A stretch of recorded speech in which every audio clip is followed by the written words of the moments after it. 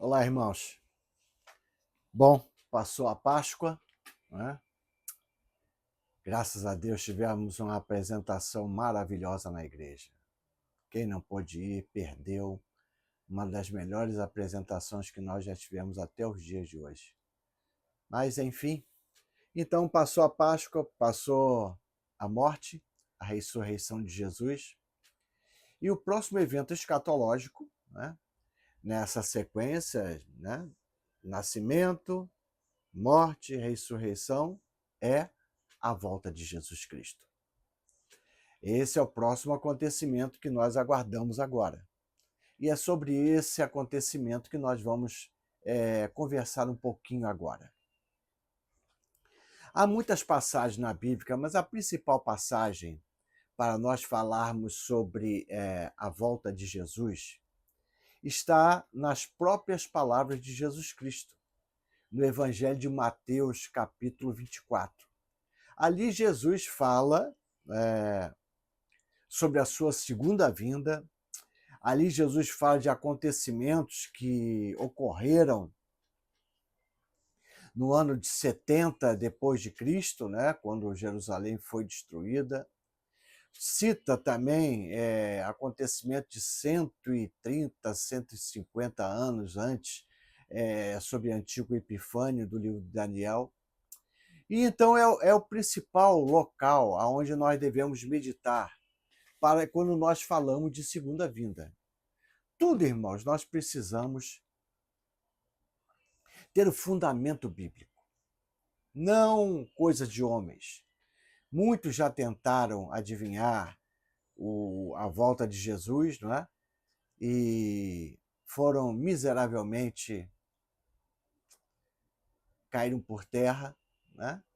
Uns que estão aí ainda na atualidade, que falaram que voltaria dia tal, ano tal, e etc. e tal, né? Então vamos lá, então, rapidamente, né? Dá uma lida rápida e à medida que a gente vai lendo, a gente vai parando e conversando um pouquinho. E depois também nós vamos para Tessalonicenses, que o apóstolo Paulo também fala alguma coisa à igreja de Tessalônica sobre a volta de Jesus. Então, Mateus 24 diz assim: Jesus saiu do templo e, enquanto caminhava, seus discípulos aproximaram-se dele e lhe mostraram as construções do templo. Vocês estão vendo isso tudo? Perguntou ele. Eu lhes garanto que não ficará aqui pedra sobre pedra, todas serão derrubadas. Os discípulos estavam mostrando a Jesus a construção, né? Esse aqui não era o Templo de Salomão. Você sabe que o Templo de Salomão ele foi destruído por Nabucodonosor.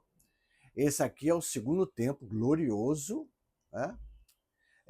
Glorioso, edificado por Herodes, né? Gigantesco, glorioso, uma maravilha.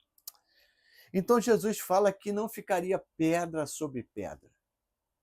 E isso aconteceu, irmão, nos anos 70 depois de Cristo, quando o general Tito, que depois se tornou César, né?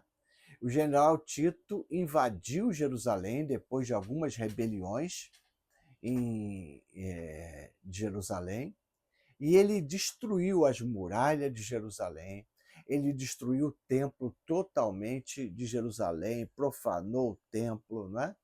Ficando apenas um pedaço dos muros, aí, do Muro das Lamentações. Né?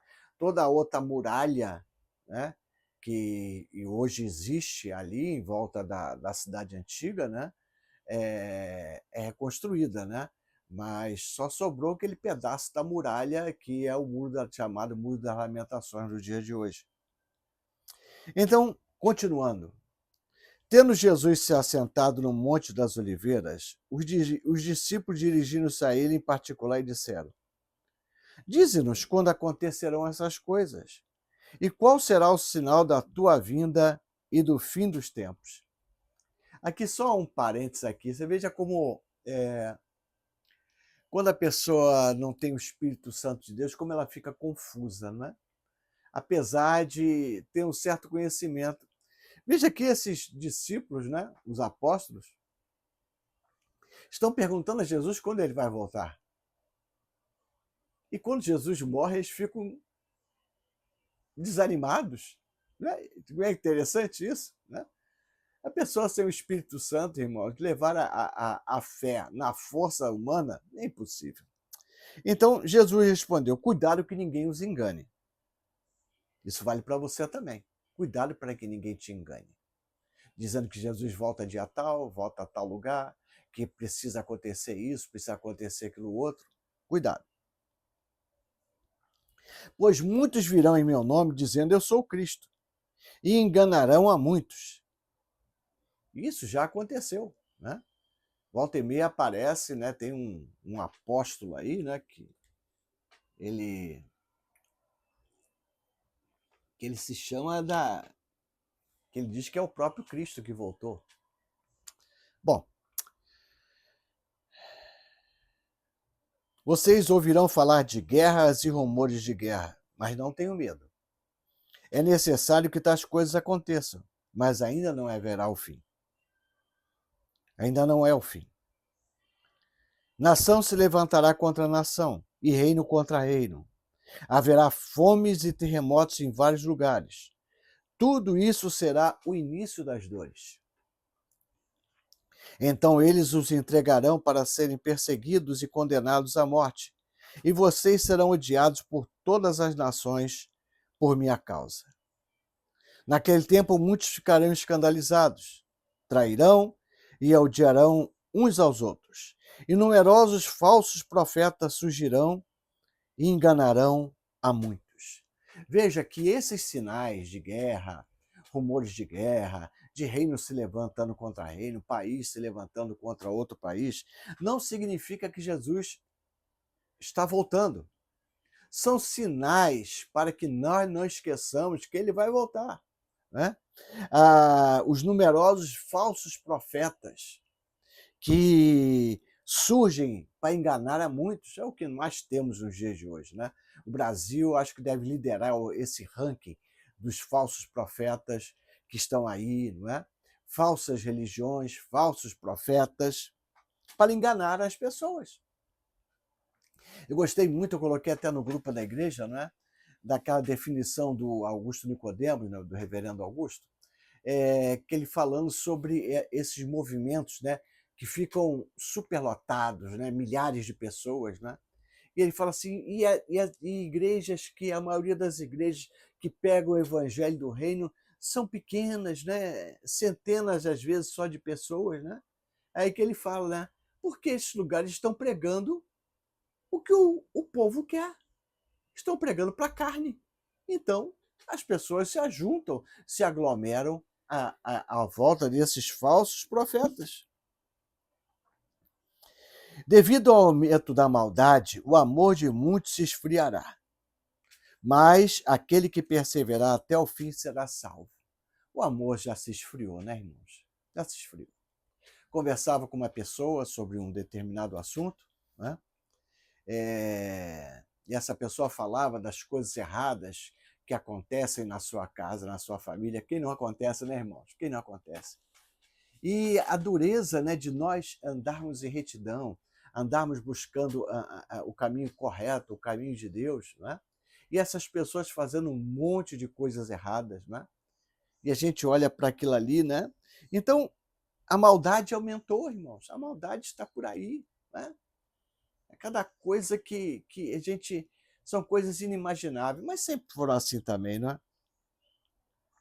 O amor se esfriará, não há mais amor, né? O amor hoje tem um nome, é carne, é prazer, é sexo.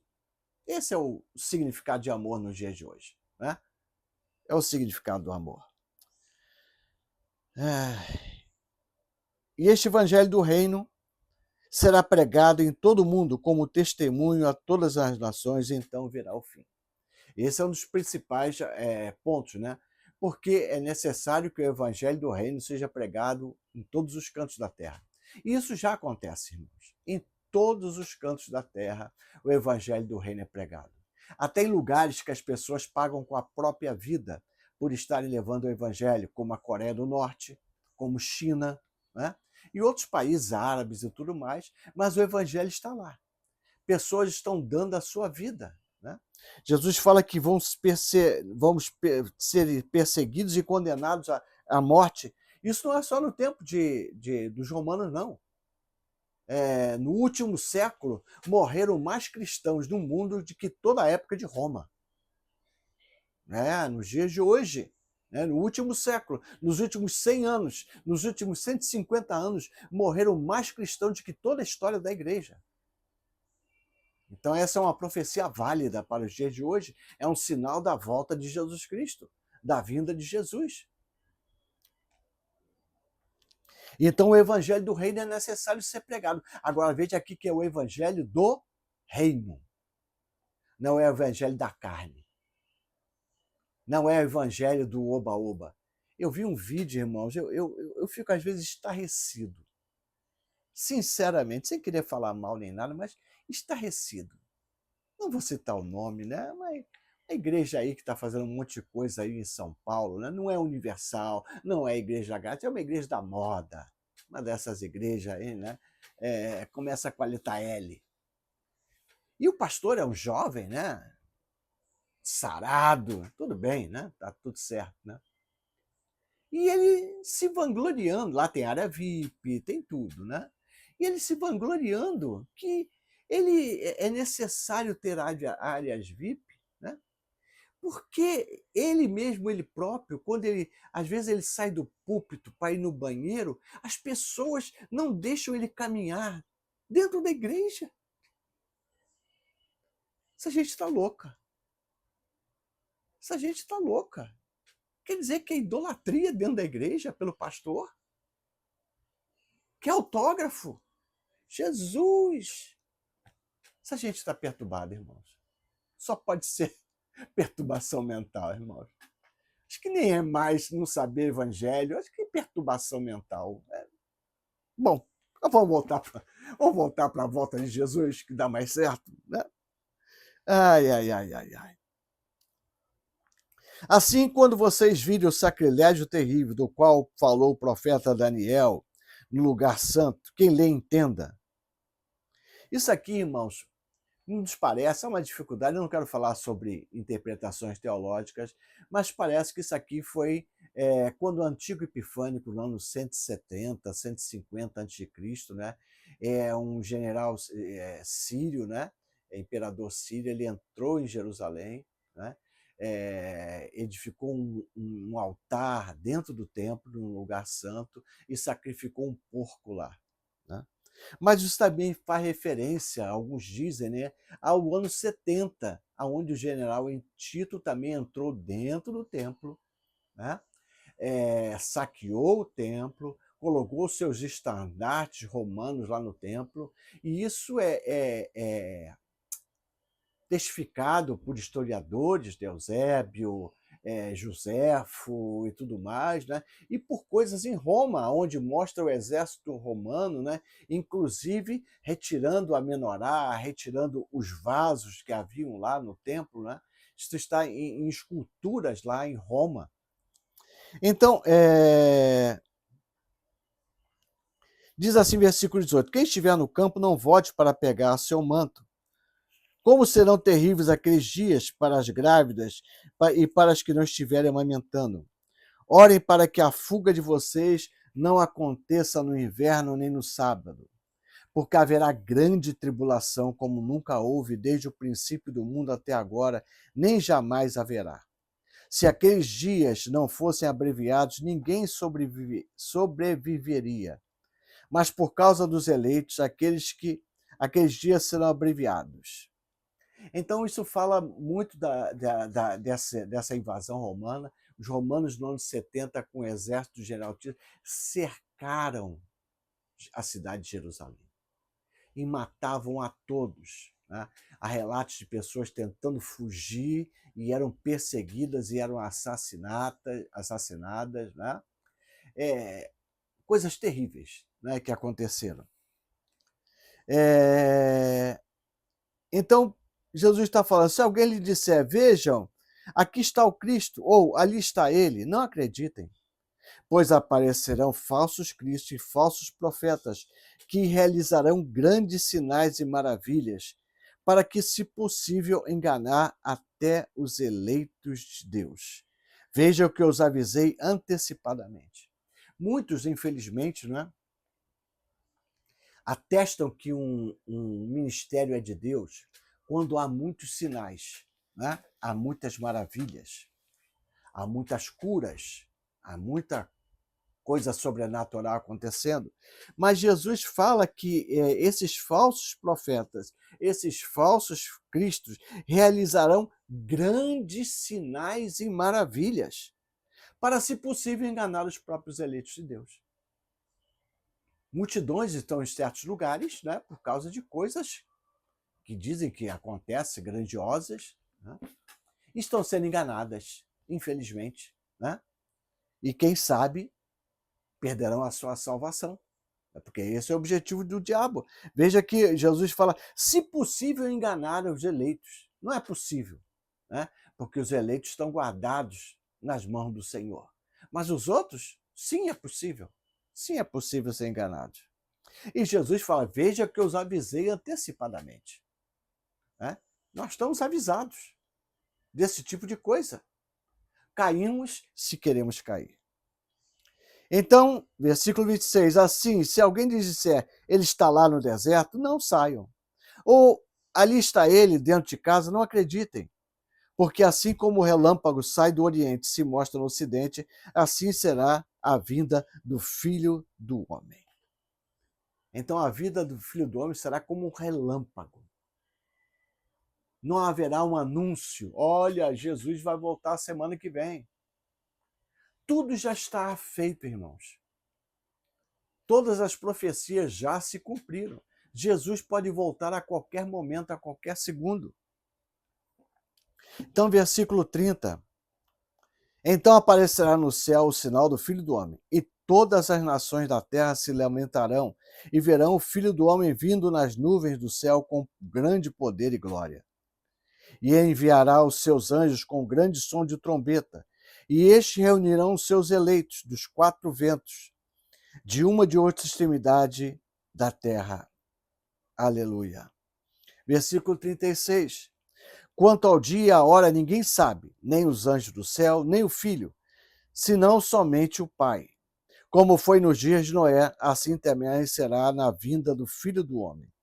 Pois nos dias anteriores do dilúvio, o povo vivia comendo e bebendo, casando-se e dando-se em casamento, até o dia em que Noé entrou na arca, e eles nada perceberam, até que veio o dilúvio e levou a todos.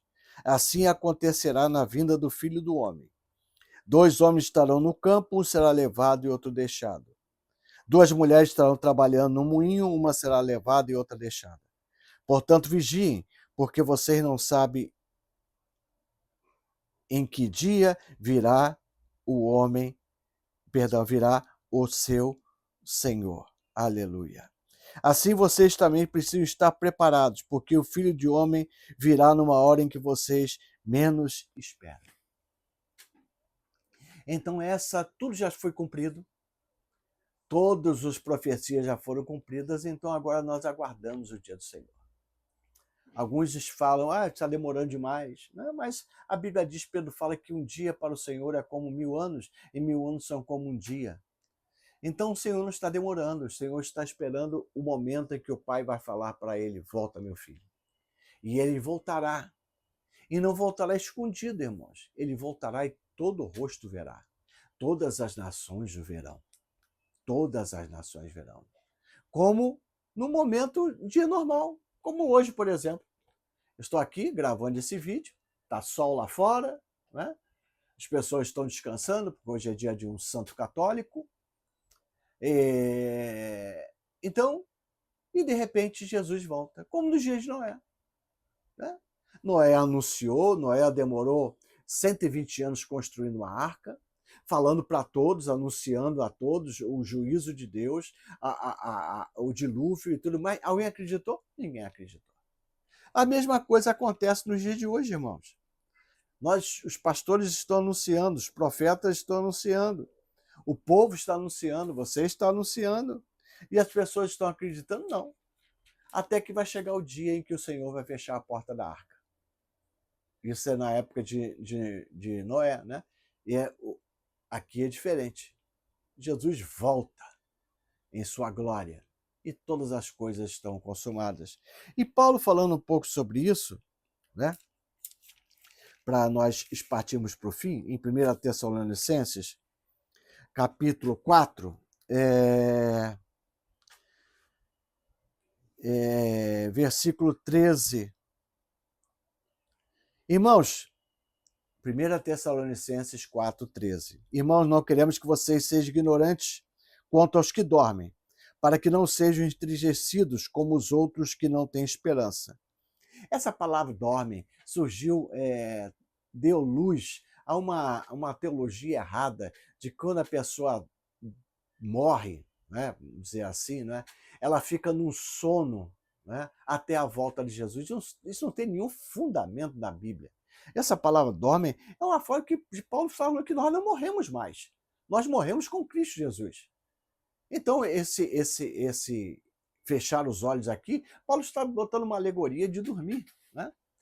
Jesus falou para aquele ladrão que estava ao seu lado direito, na cruz, não é? Falou assim, hoje mesmo estarás comigo no paraíso. Não estava lá, hoje mesmo você vai dormir comigo, né? Então, se cremos que Jesus morreu e ressurgiu, cremos também que Deus trará mediante Jesus e com ele, aqueles que neles dormiram. Ou seja, aqueles que já morreram, aqueles que já estão na presença de Cristo Jesus em espírito. Dizemos a vocês pela palavra do Senhor que nós, os que estivermos vivos, os que ficarmos até a vinda do Senhor, certamente não precederemos os que dormem. Pois, dada a ordem com a voz do arcanjo e o ressoar da trombeta de Deus, o próprio Senhor descerá dos céus, e os mortos em Cristo ressuscitarão primeiro. Depois nós, os que estivermos vivos, seremos arrebatados com eles nas nuvens, para o encontro com o Senhor nos ares. E assim estaremos com o Senhor para sempre. Consolem-se uns aos outros com as suas palavras, com essas palavras. Então, aqueles que já morreram, né, terão seus corpos glorificados. E os que estiverem vivos na volta de Jesus serão arrebatados ao céu, né? E também terão seus corpos glorificados. O arrebatamento, irmãos, né? Não, bom, aí eu não vou entrar em teologia não, mas o arrebatamento não tem nada a ver com uma segunda vinda de Cristo. Porque alguns entendem na doutrina dispensacionalista, né, que a igreja vai ser arrebatada porque ela não vai ver a tribulação, ela vai ser poupada da grande tribulação. Bom, eu não acredito nisso, não vejo fundamento para isso na Bíblia, com todo respeito, porque tem gente muito grande que acredita nisso, né? Então, amém. Mas o fato é que aqueles que estiverem vivos, na volta de Jesus nas nuvens, dada a voz do arcanjo, o soar da trombeta, Jesus volta com aqueles que já morreram, né? E nós, é modo de dizer, que Paulo também usa esse termo, os que estiverem vivos serão arrebatados ao céu. E serão reunidos todo o povo de Deus. Capítulo 5. Irmãos, quanto aos tempos e épocas, não precisamos escrever-lhes, pois vocês mesmos sabem perfeitamente que o dia do Senhor virá como um ladrão à noite.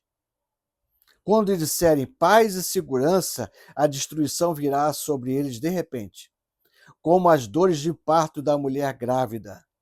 De modo nenhum escaparão. Mais uma alegoria aqui, irmãos, né? Viraram como um ladrão, ou seja, num momento que ninguém espera, no momento que todo mundo fala, tá paz, ó, que maravilha, não é isso que se diz, nunca tivemos um mundo tão bom, não é isso? Não é que se diz, né?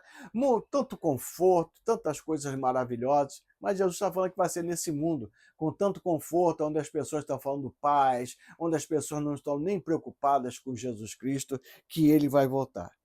E finalizando, mas Paulo diz assim, mas vocês, irmãos, não estão nas trevas, para que esse dia os surpreenda como ladrão.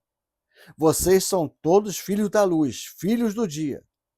Não somos da noite nem das trevas. Portanto, não durmamos como os demais, Mas estejamos atentos e sóbrios, pois os que dormem, dormem de noite, os que se embriagam, embriagam à noite. Nós, porém, que somos do dia, estejamos sóbrios, vestindo a couraça da fé e do amor e o capacete da esperança da salvação. Aleluia. Nós não somos das trevas, irmãos, nós somos da luz. Não é? Então, irmãos, nós precisamos estar vigiando, nós precisamos estar esperando. Né? Você veja que Paulo usa essa... Nós que estivemos vendo, os apóstolos esperavam a volta de Jesus nos tempos deles. E é assim que nós temos que ver, que viver, esperando a volta de Jesus a qualquer momento. E para isso, se nós estamos esperando a volta de Jesus, precisamos estar preparados. Não é isso? Precisamos não estar na prática do pecado, porque aquele que está na prática do pecado não é salvo. Então nós precisamos, e não com aquela coisa, está acontecendo muita coisa, ainda falta muita coisa, não falta mais nada acontecer escatologicamente, irmãos. Só Jesus está aguardando apenas agora a ordem do nosso Senhor Jesus Cristo para ele voltar. Então é isso que falta, irmãos, agora para todos nós. E nós ansiamos por esse dia, para que ele aconteça hoje. Todos os dias eu peço a Jesus, Senhor, volta hoje. Volta hoje. E deve ser assim a nossa expectativa. Porque a Bíblia diz que nem olhos viram, nem ouvidos ouviram, nem jamais penetrou em coração humano aquilo que Deus tem preparado para aqueles que o amam. Se aqui nós temos algumas belezas naturais que foram criadas pelo próprio Senhor, você imagina o local para onde nós vamos, a Cidade Santa, toda preparada e ataviada para os santos, para os eleitos de Deus, para você e para mim. Então será um momento eterno na presença da glória de Deus, na presença do nosso Salvador, onde nós vamos poder conviver com Ele, vê-lo face a face, poder tocar em Jesus Cristo. Então é isso que está faltando, irmãos. Então, Maranata, que Jesus volte hoje. E enquanto Ele não volta, nós podemos desfrutar da comunhão com Ele na presença dEle. Amém? Domingo estaremos juntos na igreja. Jesus abençoe a todos abundantemente. Fiquem na paz de Cristo.